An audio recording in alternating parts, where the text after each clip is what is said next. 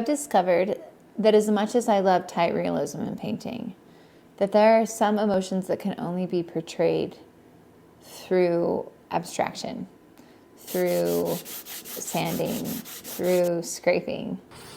And I really discovered that in painting this piece. It was actually one of my, what I call grief paintings. I did it soon after my son passed away.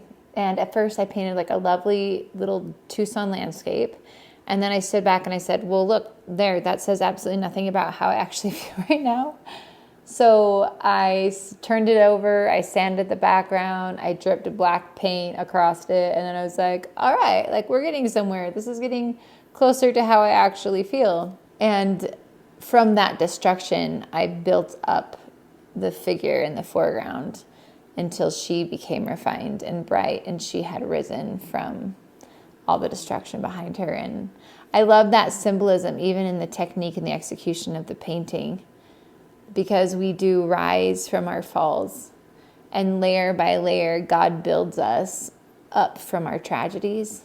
So I titled this painting, My Stone of Help, which is really my Ebenezer. That's just the English form of my Ebenezer. Because in the Old Testament, Joshua was commanded to build a stone monument to remember God's help in overcoming the Philistines.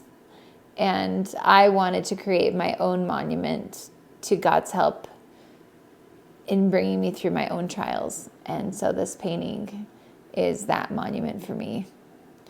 And I hope that if you're in that destruction phase of life, that you have hope that God will bring you out of it one layer at a time.